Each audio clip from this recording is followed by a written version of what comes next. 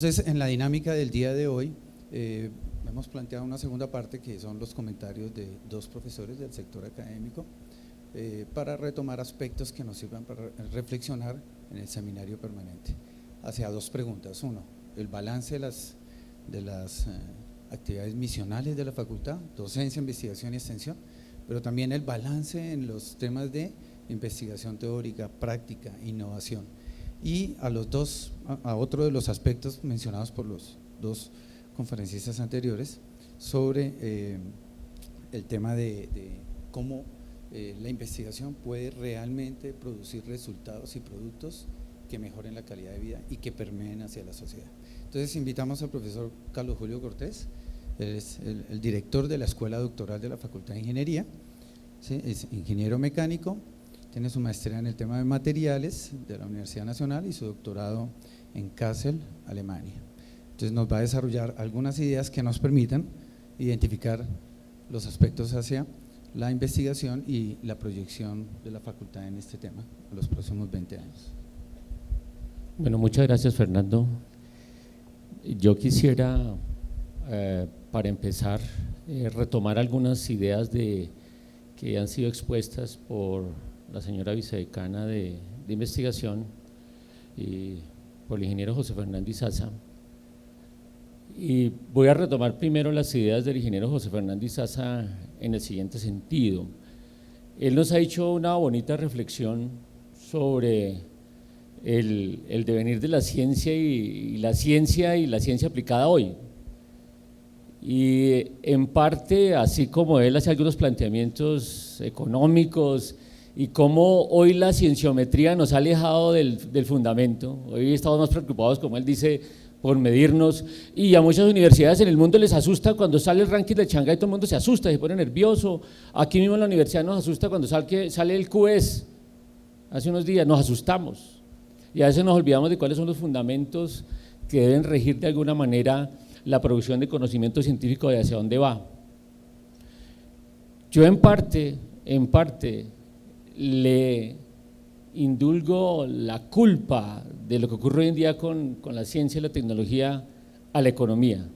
En algún momento como ingeniero me dio por trasegar con temas de la economía y aprendí que realmente los economistas dirigen los destinos de la humanidad en términos de conceptos de productividad, conceptos de eficiencia, conceptos de rendimientos marginales decrecientes. Y cuando uno nota eso, entonces se puede uno adentrar en el siglo XVIII, comenzado el XIX, con las ideas de Adam Smith, y cuando el señor Adam Smith se da cuenta de que para mejorar la producción hay que de alguna manera cambiar los métodos de producción, entonces empieza a ver el proceso de que podríamos ser más eficientes utilizando de pronto la técnica. Después el señor Schumpeter dice que hay algo que no se ha expresado en los modelos económicos, que aparte de tener recursos como la tierra y la mano de obra, hay algo que nota en la revolución industrial que empieza a pasar, que lo llama el cambio técnico. Y yo digo que cuando Schumpeter acuña ese término de cambio técnico, nos cambió completamente la perspectiva de qué significa hacer ciencia en el sentido que decía el ingeniero José Fernando Izaza, el conocimiento por el conocimiento. En ese momento se perdió completamente el rol que tenía la estructuración y la generación de conocimiento científico, porque cuando Schumpeter dice cambio técnico, inmediatamente todo el mundo empieza a mirar, ¿cómo así? Hay algunos factores que no tienen que ver con el uso del ser humano, el uso de la tierra, pero que inciden en el mejoramiento de los procesos productivos y económicos. Y desde ahí empieza todo el desarrollo de la ciencia aplicada a la producción y al mejoramiento del cambio técnico, que finalmente en el siglo XX es el que va a redundar en progreso en términos de mejoramiento de calidad de vida y mejoramiento del sector productivo. Y hoy en día, teóricos del conocimiento y de la ciencia, como el señor Stiglitz, hablan de la sociedad del aprendizaje. Entonces ya no se piensa en solamente lo técnico, las máquinas, la tecnología, la información como soporte, sino el conocimiento como la base del desarrollo de la sociedad, del desarrollo de la humanidad. Pero miren cómo Stiglitz es economista, claro, Schumpeter es economista, y otros teóricos a final del siglo XX, como el señor Arrow, plantean que el progreso de la humanidad está asociado a ese famoso cambio técnico que hoy llamamos el desarrollo de la ciencia y la tecnología. Pero se perdió completamente el rumbo. Hoy en día la ciencia y la tecnología están en el servicio del mejoramiento de la eficiencia.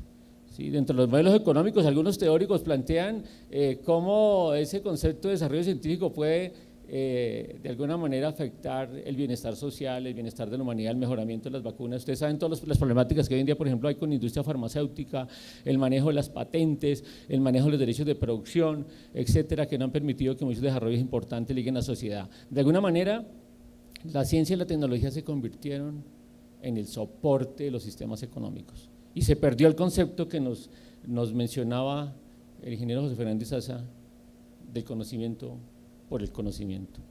Una reflexión importante que nos deja también las palabras del ingeniero José Fernández Zaza es en términos de nuestra realidad, de nuestro contexto. Claro, hoy en día se nos dice que para hacer investigación en ciencia y tecnología necesitamos unos superlaboratorios. Él nos dio ejemplos muy brillantes de que lo que significa es tener una persona muy bien formada, pero sobre todo muy inquieta en la forma como hace las preguntas. El hacer la pregunta es el primer paso para resolver grandes problemas.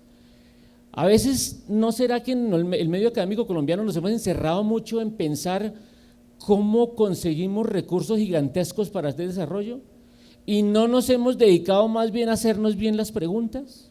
Podía ser por ese lado. Sí, claro, nosotros estamos ya en la era, en la Universidad Nacional y en la Facultad de Ingeniería particularmente, en la era de formar doctores a nivel nacional, obviamente con apoyo de algunas cooperaciones, en la era de involucrarnos en los procesos y en las dinámicas mundiales, en la cienciometría. Nos está preocupando mucho, como decía el ingeniero José Fernández Zaza, cuántas patentes generamos al año, cuántos artículos indexados Q1 generamos al año, porque de alguna manera nos asustan los rankings, así no lo queramos. Pero ¿será que eso no nos ha hecho olvidarnos un poco de nuestro contexto? Hay problemas muy, muy complejos de resolver que se pueden de alguna manera atacar con preguntas sencillas y bien formuladas. Para nadie es un secreto que nosotros tenemos problemas muy serios. El solo problema del agua potable en nuestro país es un problema serio. ¿Cómo es posible que a algunas horas, a veces ni minutos de Bogotá no tengamos agua potable?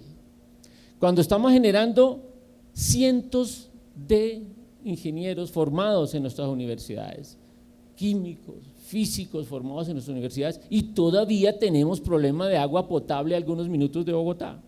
Problemas serios de gastroenteritis. La profesora Claudia mencionaba un problema gravísimo, el problema de seguridad alimentaria. El problema de seguridad alimentaria es un problema que en algún momento, si uno lo mira estratégicamente, es un problema de seguridad nacional, no es un problema solamente de darle alimentación a la gente, es un problema de seguridad nacional. Es posible que no estemos atacando los problemas en la manera justa. Es decir, la profesora Claudia nos mostraba qué tenemos como potencialidad en la universidad, los grupos de investigación, los recursos internos, los recursos externos, pero tal vez estamos mirando la investigación en un contexto que no es el nuestro. O sea, estamos mirando la investigación en el contexto europeo o la investigación en el contexto norteamericano, el contexto japonés, pero no en el contexto nuestro, porque esos sistemas de investigación están conformados y configurados de alguna manera para apoyar sistemas productivos dentro de una economía de mercado. Entonces no tenemos que olvidar eso, ¿no? Nuestros contextos pueden ser otros. Nosotros tenemos problemas muy particulares, problemas fuertes para resolver, y tal vez por involucrarnos en el tren que lleva la ciencia y la tecnología del mundo nos hemos olvidado de nuestras realidades. Claro, es importante conocer qué se hace en otros entornos, pero hay que recontextualizar de alguna manera esas ideas y que nos centremos a hacernos nuestras propias preguntas para plantear nuestras propias soluciones. Y a veces una pregunta bien hecha, con una mente creativa, resuelve problemas grandes. Ese era el mensaje que nos dejaba el ingeniero José Fernández Zaza. Esos eran algunos de los comentarios. Es invitarnos a reflexionar. De pronto salgámonos un poquitico de la cienciometría y dediquémonos a resolver problemas nacionales, que es el papel fundamental que debe tener la universidad. Claro, ligada con el sector productivo, claro, porque tenemos que dar soluciones a nuestros procesos productivos, pero también a nuestros problemas grandes, a nuestros problemas que de alguna manera deben generar bienestar social. Digamos que sería el papel fundamental de la Facultad de Ingeniería y con todos estos procesos que tenemos ahora de formación de gente con maestría, de gente con doctorado, pero direccionado, antes que tener buenos indicadores de cienciometría.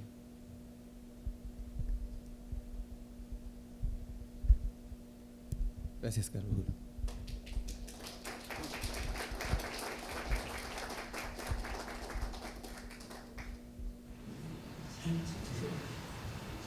Bien, entonces invitamos al profesor Francisco Román Campos para que nos acompañe con la segunda presentación y comentarios al ejercicio de hoy sobre el tema de la investigación. El profesor Francisco Román es ingeniero electricista, tiene su maestría en Ingeniería Eléctrica en la Universidad Nacional y su doctorado en la Universidad de Uppsala en Suecia. Trabaja el tema de descargas atmosféricas, el tema de materiales a nivel de descarga eléctrica y nos va a acompañar entonces con la presentación y los comentarios.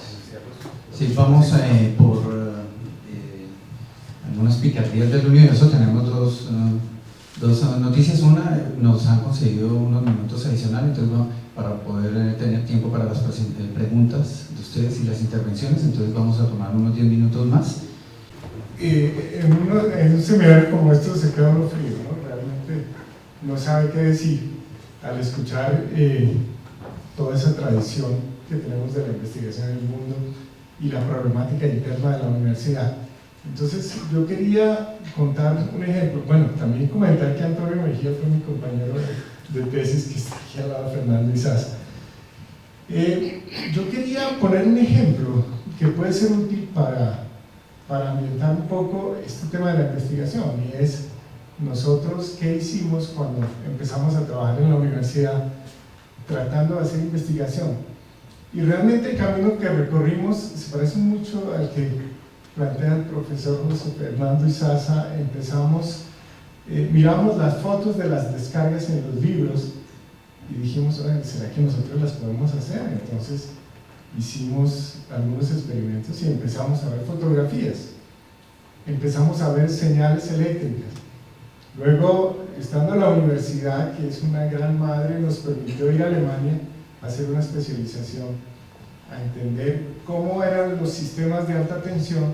Después Fernando viene y construye el primer sistema también de alta tensión, donde podemos ver por primera vez en el osciloscopio la forma de un rayo.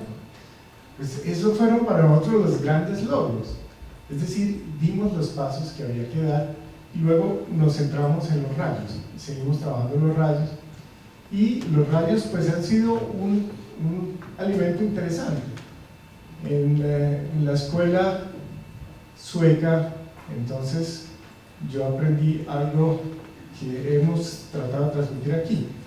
En la escuela de Alemania yo aprendí que uno podía construir herramientas. En la escuela sueca las herramientas empezaron a tener un sentido físico. La física debería estar detrás para explicar los fenómenos. Entonces, con esos dos elementos construimos herramientas y luego empezamos a ver el sentido físico, empezaron a salir ideas nuevas. Entonces, del experimento sencillo al experimento complicado con algunas herramientas, logramos entonces generar conocimiento nuevo, que yo no sé si lamentablemente o no generaron 4 patentes, pero 4 patentes en Estados Unidos, una patente en Colombia sobre una fuente de corriente, etcétera, pero que no han producido lo que deberían producir. Es decir, si estamos generando ideas nuevas, es mi punto de vista, deberíamos estar recibiendo algunas ganancias de esas nuevas ideas, deberíamos estar financiando la universidad con ideas nuevas, como pasa en muchas universidades.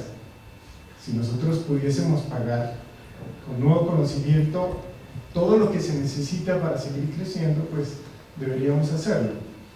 Entonces, mi reflexión va en el sentido de que las ideas nuevas, de pronto sí vale la pena patentarlas, pero le falta a la universidad quien venda esas ideas en forma de productos, que haga el paso entre los inventos y los productos comerciales, porque si no vamos a quedar siempre generando ideas que otros van a tomar, estamos seguros que otros van a tomar.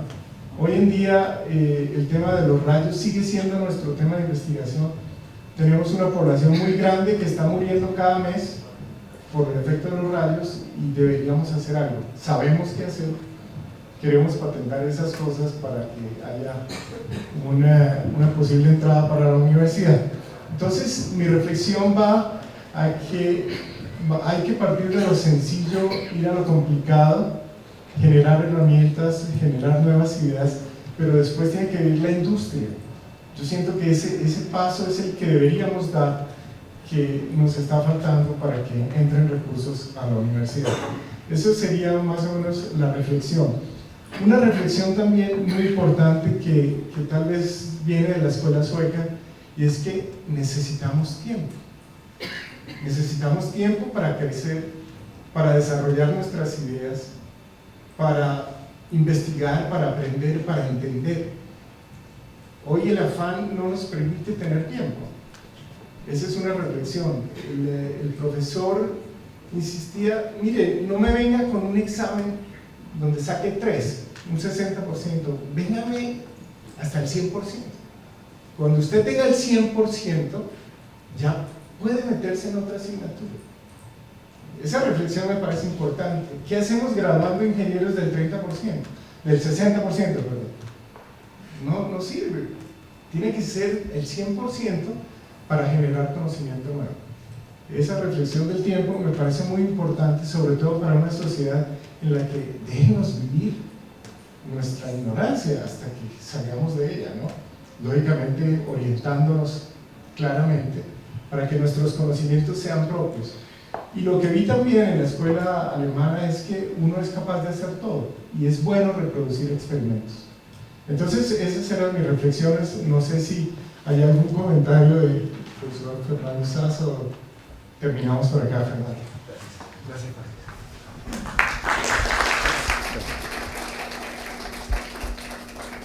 Bien, gracias. Entonces vamos a dar paso a la intervención de los asistentes con las preguntas para quienes deseen.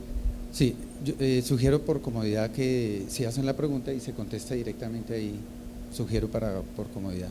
Entonces, si alguno tiene una pregunta, una intervención. En la primera charla que tuvimos preseminario, el profesor Alejo Vargas y el profesor Rodrigo Primi hablaba de que había gente que tenía que correr a un cierto ritmo y otra gente que tenía que correr a un ritmo más lento.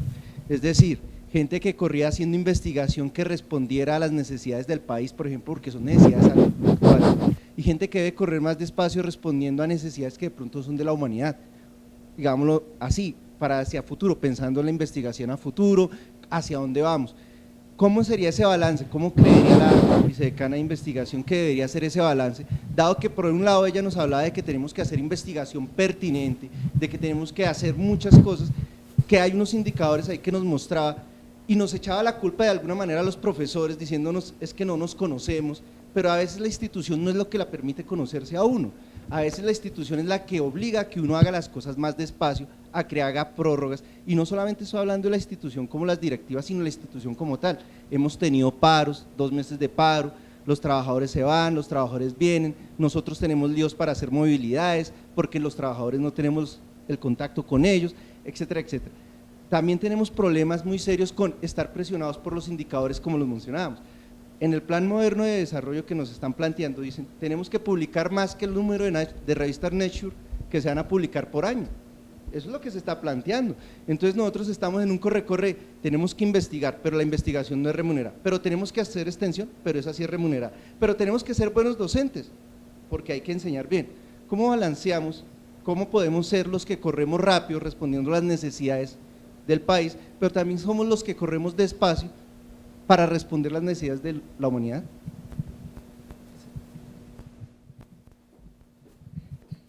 Sí. Bueno, profesor, primero yo pienso que rescataría la importancia de la libertad en la investigación.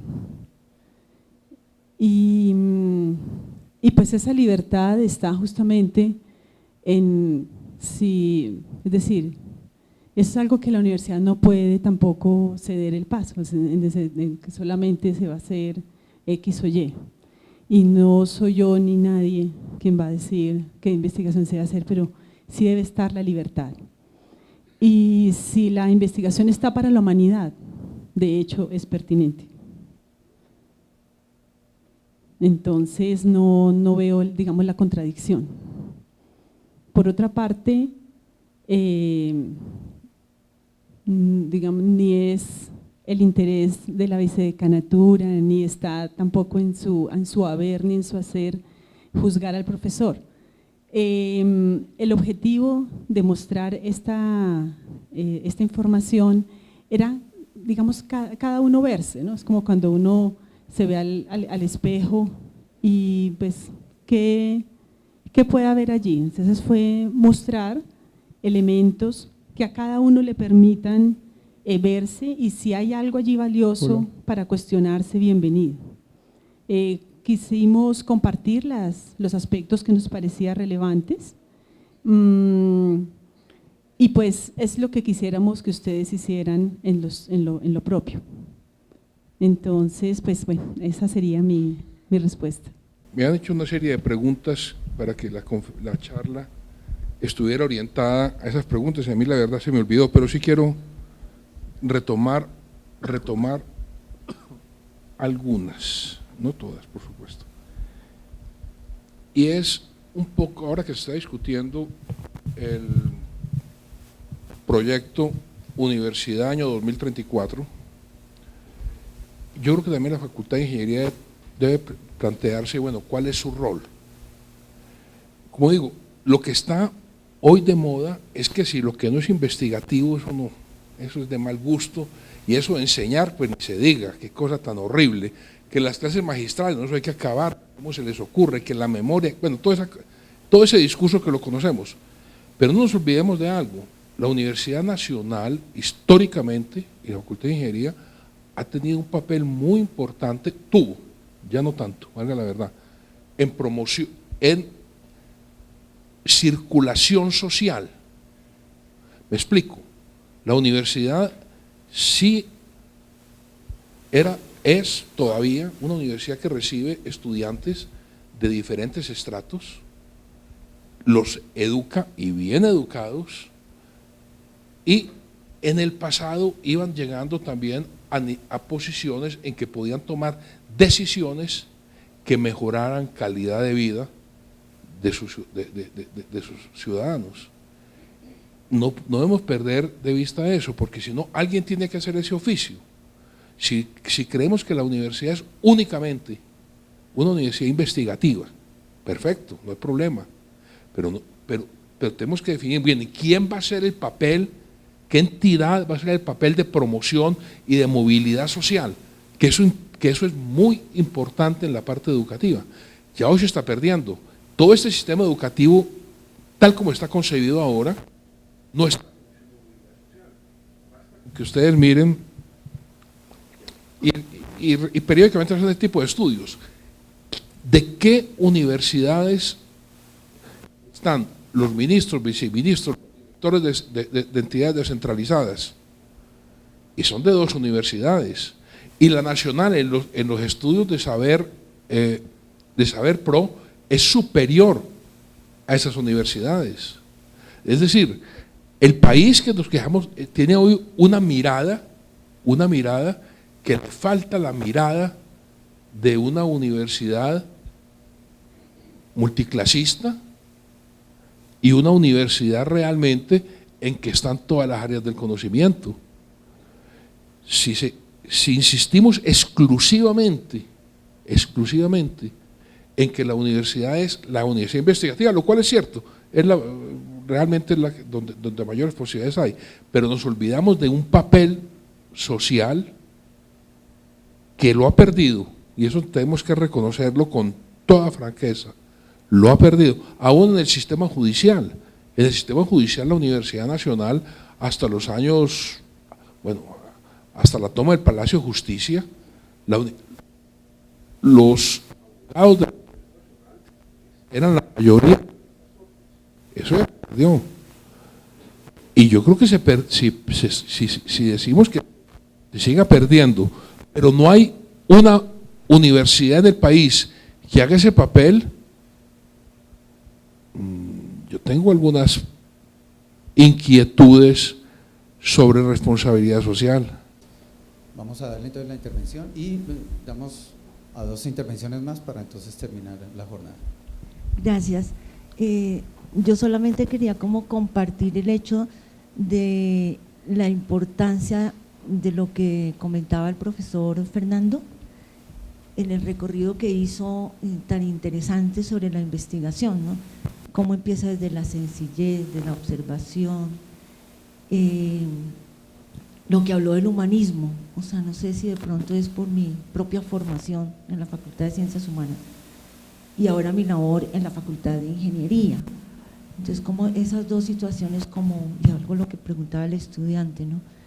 Cómo el humanismo y la sencillez de la investigación y lo que planteaba la profesora Claudia, de los diferentes grupos de investigación enmarcadas en el posconflicto, en la seguridad alimentaria, o sea, como todas esas dimensiones, en algún momento yo lo sentí durante el transcurso de las 2 charlas, como en un primer momento son como contradicciones tan fuertes, o sea, o es blanco o es negro, y cómo cuando se va en la memoria al desarrollo de la investigación, de la academia, y se siente que en algún momento se pierde la parte humanista y se va más a la técnica, a la tecnología. Recordé que en alguna de las charlas del seminario se hablaba, alguien habló de los actores y de los escenarios posibles, y la misma dinámica de la charla me permitía pensar cómo cada actor en estos escenarios escucha, observa y ve, primero por sus propios intereses, luego cómo lo ponemos en contexto en la facultad, luego en la universidad y luego en el país. Me pareció muy interesante el transcurso de las conversaciones de hoy y siento que me hubiera gustado muchísimo escuchar al profesor Fernando Izaza cuando yo era estudiante. Gracias. Bien, ¿alguna otra intervención? Los invitamos a…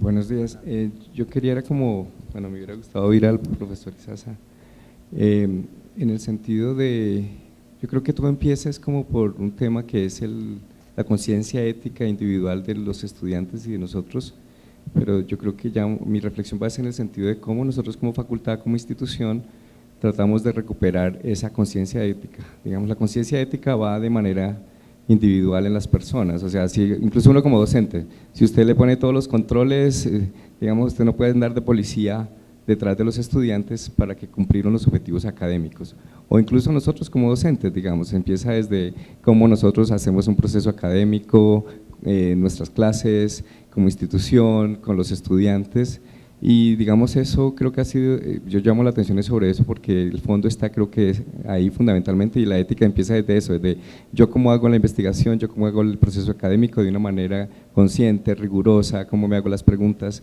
y las resuelvo, y eso digamos permea digamos los resultados de mis procesos académicos, y pues eso lo vemos aquí digamos como nosotros desafortunadamente muchos problemas en el desarrollo de nuestras prácticas profesionales a nivel ético en los productos que tenemos en nuestras actividades de profesionales, y pues eso debería permear digamos todo el trabajo de las instituciones y de las personas.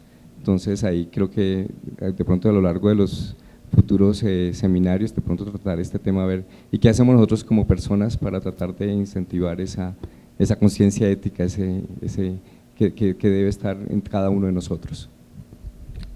En el tema de la ética me parece que es fundamental que se toque, obviamente eso da para una sesión, la ética en la investigación y la ética en la educación, y lo comento porque a raíz de la cátedra Garavito de este semestre, que se está haciendo sobre ética y responsabilidad social y valores en ingeniería, y han estado presentando unos ensayos los estudiantes, son 200 estudiantes de la facultad. Han surgido preguntas alrededor de lo anterior, lo acaba de tocar Luis Fernando Niño, y otra reflexión que ha venido tomando bastante fuerza en ese seminario, en esa cátedra.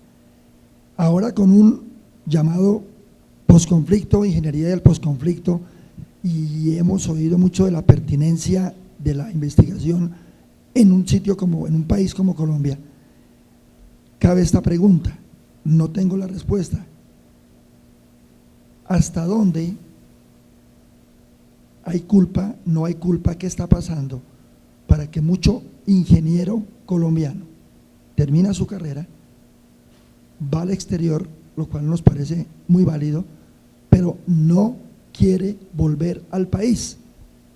Muchos estudiantes decían, debe haber un compromiso ético y moral, hasta allá lo llevan, de todo colombiano a devolverle algo a su país cuando le ha permitido llegar hasta donde llegó. Pero se van y muchos dicen, yo no quiero volver a Colombia, si acaso de vacaciones. Yo creo que eso amerita una reflexión importante. Colsisas ha hecho un par de esfuerzos, diría yo, ambos fracasados, para recuperar cerebros fugados, pero algo tiene que estar pasando en alguna parte o en muchas partes para que ese fenómeno se siga dando y nos vayamos y no queramos volver al país. Creo que es otra reflexión que en algún momento valía la pena mirarla. Bien, entonces damos por terminada la sesión de hoy. Agradecemos a la profesora Claudia Patricia, al profesor Francisco Román, ya se nos retiró el profesor José Fernando Isaza y Carlos Julio, y agradecerles a ustedes por la asistencia y la participación.